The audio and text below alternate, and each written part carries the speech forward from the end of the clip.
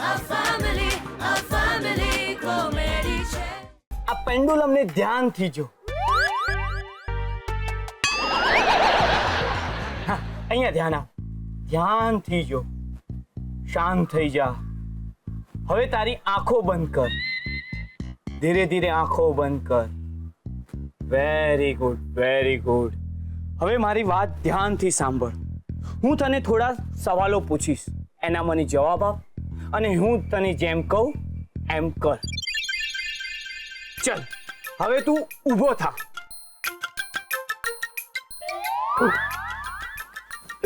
ચલ, હવે બેસી જા. એટલે અમે તમે મંડ નાચો. અમે ડાન્સ બંધ કર, ડાન્સ બંધ કર. બેસી જા, બેસી જા. હવે મારા થોડા સવાલોના મને જવાબ આપ. તું લોટરી શું કામ ખરીદે છે? મને પૈસા જોઈએ છે. તું એ પૈસાનું શું કરીશ? એ પૈસાથી હું મારું સપનું પૂરું કરીશ. તારું સપનું શું છે? મારે એક રેસ્ટોરન્ટ ખોલવી છે જેમાં ખૂબ સ્વાદિષ્ટ ભોજન મળશે. એટલે તારી રેસ્ટોરન્ટમાં વેજીટેરિયન ખાવાનું મળશે કે નોન વેજીટેરિયન? મારે એક મહારાષ્ટ્રીયન રેસ્ટોરન્ટ ખોલવું છે, પણ એમાં ઢોકળા, જલેબી, રસપુરી, પાત્રા એ પણ મળશે. એટલે તો આ ગુજરાતી થાળી ના થઈ? Okay okay Amit, okay okay.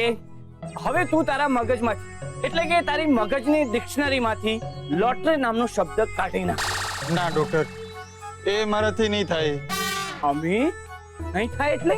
મેં તને આદેશ આપ્યો છે કે તું તારા મગજમાંથી લોટરી નામનો શબ્દ કાઢી નાખ. નહીં ડોક્ટર, નહીં.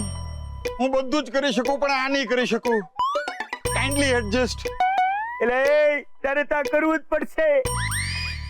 આ લોટરી તારા માટે ખરાબ છે અને લોટરી દેશની ઇકોનોમી માટે ખરાબ છે. તારે મહેનત કરવી જોઈએ અને મહેનત દેશ માટે પણ સારી છે. ના ના ના. એટલે અમિત, જરાક વિચાર કર. આ લોટરી શું ચીજ છે? એના પૈસા કઈ અહીંયા ઉપર ઝાડ ઉપર નથી ઉગતા હો.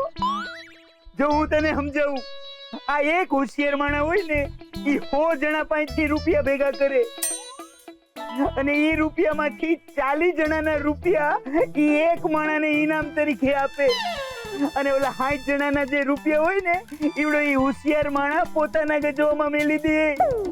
એટલે અમિત, આ રમતને લોટરી કહેવામાં આવે છે, પણ આ છે ને એક નૈરું ગાંડપણ છે. ગાંડપણ આપણી મહેનતની કમાઈનો મોહમાં થતો એક વિનાશ છે અને આપણે શું કરવાને, ઈ 40 જણાના પૈસા લેવાના મોહમાં પડવાનું અને એ પાછું મહેનત મજૂરી કરનારાના પૈસા તારીને મારી જેમ. એક મિનિટ મૂંગો રે. અને આ મિનિટ, આવડી આ લોટરીની ગંદી આદતે આપણા દેશને બરબાદ કરી નાખ્યો છે. હું તો કહું ફનાના ફાટિયા કરી નાખ્યો છે. એટલે પ્લીઝ આપણી ભારત માતાને બચાવ. ભારત માતા કી જય! ભારત માતા કી જય! ભારત માતા કી જય!